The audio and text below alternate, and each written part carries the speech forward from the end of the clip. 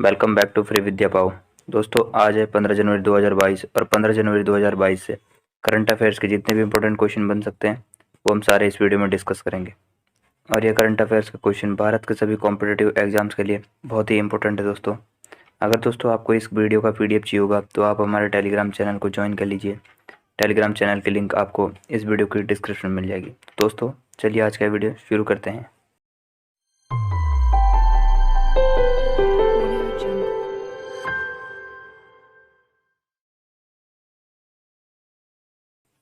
आज का सबसे पहला क्वेश्चन है हमारा, निम्नलिखित में से किस देश की 3 नौसेना जहाज जनवरी 2022 में कोची भारत की 2 दिवसीय सद्भावना यात्रा पर पहुंचे हैं? अमेरिका, फ्रांस, रूस, यूनाइटेड किंगडम। तो दोस्तों इसका सही आंसर हो जाएगा आपका ऑप्शन सी, रूस। रूसी नौसेना के 3 जहाज 13 जनवरी 2022 को 2 दिवसीय सद्भावना यात्रा पर कोची पहुंचे। यात्रा के दौरान रूसी नौसेना और भारतीय नौसेना के बीच विभिन्न व्यावसायिक बातचीत की योजना है। 3 रूसी जहाज मिसाइल क्रूजर वरयाग, विध्वंसक एडमिरल ट्राइबज और टैंकर बोरिस बुटोमा है।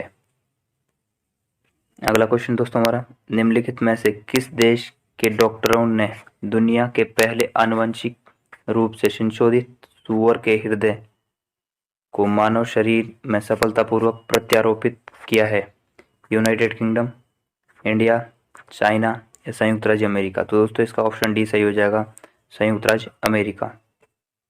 संयुक्त राज्य अमेरिका के डॉक्टरों ने दुनिया के पहले आनुवंशिक रूप से संशोधित सूअर के हृदय को मानव शरीर में सफलतापूर्वक प्रत्यारोपित किया है।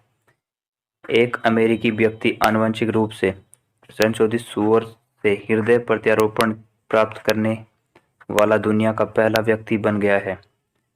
बाल्टीमोर ने 7 घंटे की प्रायोगिक प्रक्रिया में 3 दिन के बाद डेविड बेनेट स्वस्थ हुए।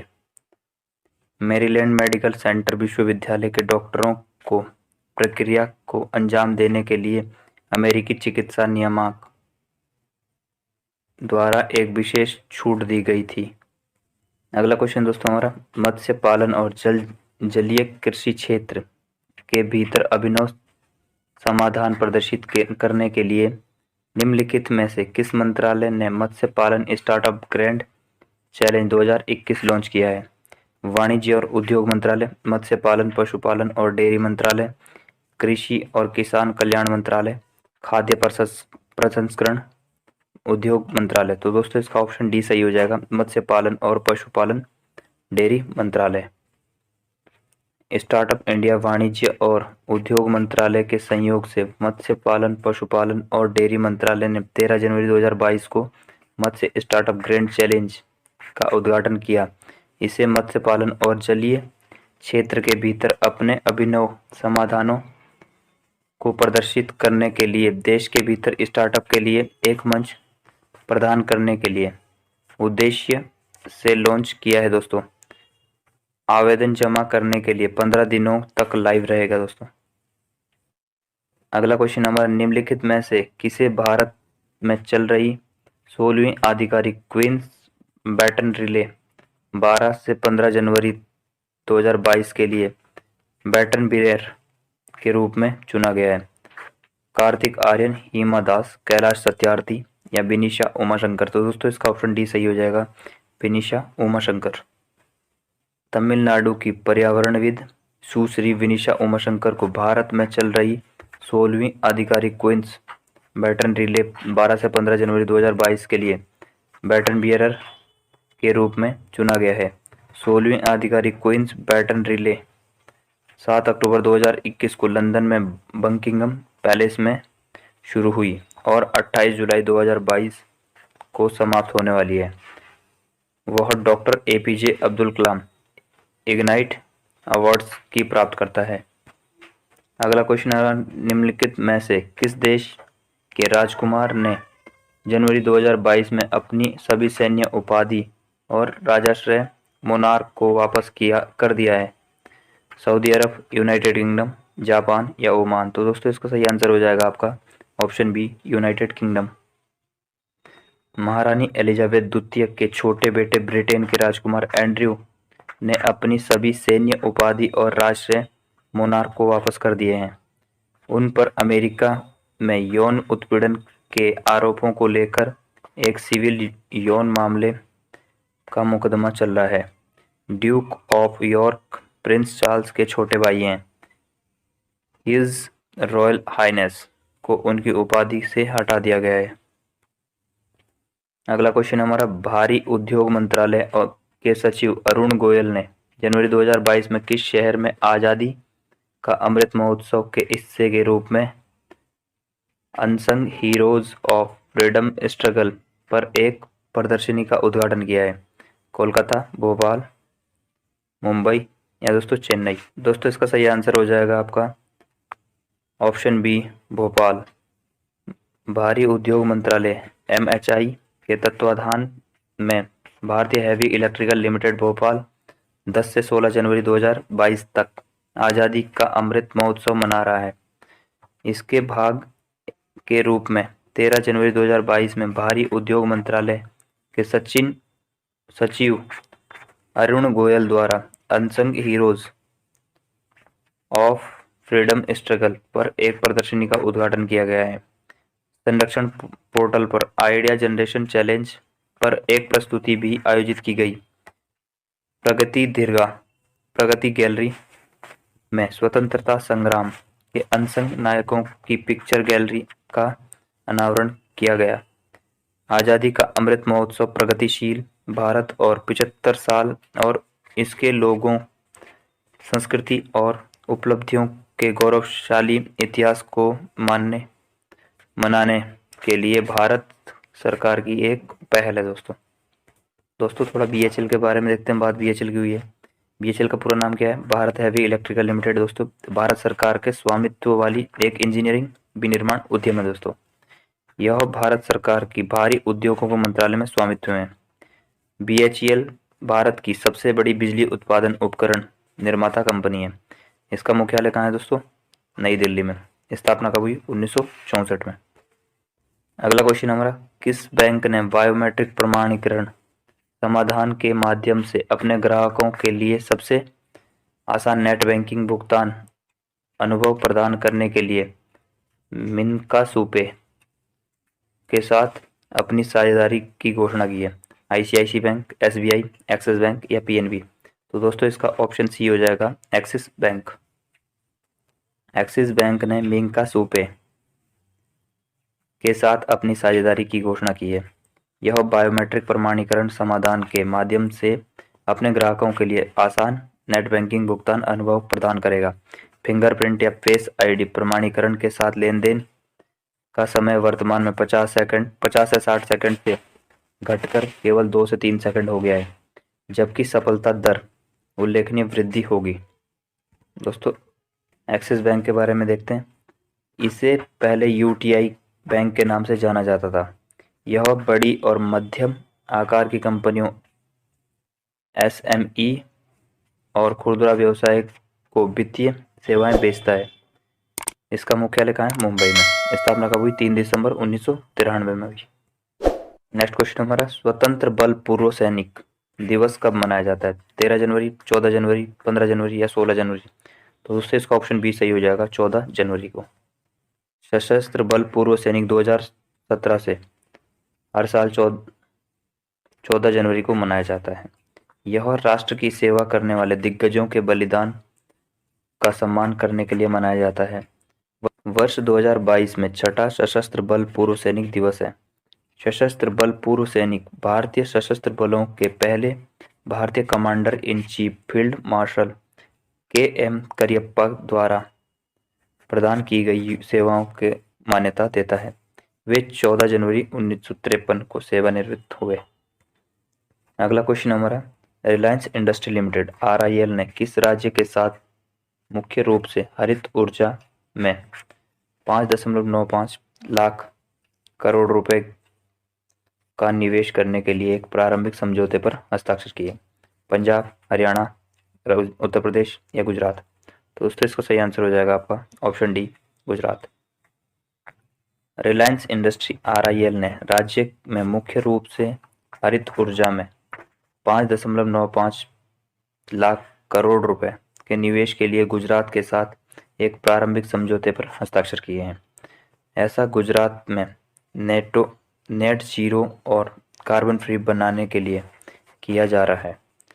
RIL ने 10 से 15 साल की अवधि में 100 गीगावाट अक्षय ऊर्जा बिजली संयंत्र स्थापित करने के लिए हरित हाइड्रोजन इकोसिस्टम विकास के लिए राशि का निवेश करेगी। दोस्तों गुजरात के बारे में देखते हैं। गुजरात में झीलों की संख्या कितनी है दोस्तों? 33। लोकसभा सीटें 26, राज्यसभा सीटें 11। राजकीय पशु एशियाई शेर। राजकीय पक्षी ग्रेटर फ्लेमिंगो। राष्ट्रीय उद्यान कौन कौन से हैं? वसंदा राष्ट्रीय उद्यान ब्लैक बक के लिए फेमस है दोस्तों। राष्ट्रीय उद्यान गिरवन राष्ट्रीय उद्यान, समुद्री राष्ट्रीय उद्यान। प्रमुख बांध कौन कौन से हैं? सरदार सरोवर बांध नर्मदा नदी पे दोस्तों, उकाई बांध ताप्ती नदी पे, दंतीवाड़ा बांध बनास नदी पे, कदना बांध माही नदी पे, कमलेश्वर बांध हिरन नदी पे। और दोस्तों GI टैग किस किस को मिले? Acts of Cambay, Kutch, embroidery, Patan, पाटो। अगला क्वेश्चन हमारा, प्रोफेशनल हेल्थ मैनेजमेंट PWM द्वारा आयोजित ग्लोबल प्राइवेट बैंकिंग अवार्ड 2021 में किस बैंक को भारत में सर्वश्रेष्ठ निजी बैंक चुना गया? HDFC, एक्सिस बैंक, ICICI या येस बैंक? तो दोस्तों इसका सही आंसर हो जाएगा आपका option A HDFC bank. Professional wealth management PWM द्वारा आयोजित ग्लोबल प्राइवेट बैंकिंग अवार्ड 2021 में HDFC बैंक को भारत का सर्वश्रेष्ठ निजी बैंक चुना गया। दुनिया का अग्रणी वैश्विक व्यापार प्रकाशन प्रोफेशनल वेल्थ मैनेजमेंट PWM निजी बैंकों और क्षेत्रीय वित्तीय केंद्रों के विकास रणनीतियों का विश्लेषण करने में माहिर है, जिससे वे काम करते हैं। अगला क्वेश्चन हमारा, ओलंपिक पदक विजेता धावक डियोन लेंडोर का जनवरी 2022 में निधन हुआ गया है। वह निम्नलिखित में से किस देश के संबंधित है? त्रिनिदाद और टोबैगो, बारबाडोस, जमैका या ग्रेनेडा? तो दोस्तों इसका सही आंसर हो जाएगा आपका ऑप्शन ए त्रिनिदाद और टोबैगो। त्रिनिदाद और टोबैगो ओलंपियन डियोन लेंडोर का जन्म जनवरी 2022 में निधन हो गया है। 400 मीटर स्प्रिंटर 2020 में टोक्यो ओलंपिक सहित 3 ओलंपिक में भाग लिया है और लंदन में 2012 में 1600 मीटर में कांस्य पदक जीता है। लेंडोर ने 2015 में विश्व में 1600 मीटर में दोस्तों रजत पदक भी जीता था। उन्होंने विश्व इंडोर चैंपियनशिप में 3 कांस्य पदक जीतकर इंडोर में सभी उत्कृष्ट प्रदर्शन किया था दोस्तों। अगला क्वेश्चन हमारा, जनवरी 2022 में निम्नलिखित में से किस देश के प्रधानमंत्री ने देश की पहली राष्ट्रीय सुरक्षा नीति का शुभारंभ किया है? अफगानिस्तान, भूटान, पाकिस्तान, बांग्लादेश? तो दोस्तों इसका ऑप्शन सी सही हो जाएगा, पाकिस्तान। जनवरी 2022 में पाकिस्तान के प्रधानमंत्री इमरान खान ने देश की पहली राष्ट्रीय सुरक्षा नीति का शुभारंभ किया है। यह पिछली एक आयामी सुरक्षा नीति के विपरीत है, जहां सेना पर ध्यान केंद्रित किया गया था। आर्थिक सुरक्षा को अपने मूल में रखते हुए एक नागरिक केंद्रित ढांचे को व्यक्त करता है। इसके मुख्य विषय राष्ट्रीय एकता, आर्थिक भविष्य की सुरक्षा, रक्षा, क्षेत्रीय अखंडता आदि है। अगला क्वेश्चन दोस्तों हमारा, जनवरी 2022 में किस देश ने अपनी नौसेना के लिए तट आधारित एंटी शिप मिसाइल सिस्टम अधिग्रहण परियोजना की आपूर्ति के लिए ब्रह्मोस एयरोस्पेस प्राइवेट लिमिटेड के साथ प्रस्ताव को स्वीकार किया है? मलेशिया, फिलीपींस, इंडोनेशिया या जापान? तो दोस्तों इसका सही आंसर हो जाएगा आपका ऑप्शन बी फिलीपींस। फिलीपींस ने अपनी नौसेना के लिए तट आधारित एंटी शिप मिसाइल सिस्टम अधिग्रहण परियोजना की आपूर्ति के लिए ब्रह्मोस एयरोस्पेस प्राइवेट लिमिटेड के प्रस्ताव को स्वीकार किया है। यह प्रस्ताव $374.9 मिलियन का है। फिलीपींस का राष्ट्रीय रक्षा विभाग द्वारा ब्रह्मोस के अधिकारियों को पुरस्कार की सूचना दी गई है। अगला क्वेश्चन दोस्तों हमारा, ICICI prudential asset management company ने निम्नलिखित में से किसके साथ एक रणनीतिक धातु और ऊर्जा इक्विटी फंड ऑफ लॉन्च किया है? Bajaj Capital Limited, First Trust Advisor, कैपिटविलिया Global Research Limited, Unit Trust of India. तो दोस्तों इसका सही आंसर हो जाएगा First Trust of Advisor. ICIC prudential asset Management ने यूएस आधारित फर्स्ट एडवाइजर के साथ सहयोग किया है। समझौते के तहत आईसीआईसी प्रूडेंशियल एएमसी पहले एक रणनीतिक धातु और ऊर्जा इक्विटी फंड लॉन्च करेगी, जो फर्स्ट एडवाइजर द्वारा प्रतिबंधित एक ऑफशोर फंड निवेश करेगी। यह सब्सक्रिप्शन के लिए 17 जनवरी 2022 को खुलेगा और 31 जनवरी 2022 को बंद होगा। आईसीआईसी प्रूडेंशियल एएमसी का लक्ष्य फर्स्ट ट्रस्ट के कई इनोवेटिव एक्टिव और एक्सचेंज सूचीबद्ध की पेशकश करना है। ICICI prudential asset management company limited of India ने एक निवेश प्रबंधन फर्म के रूप में काम करती है।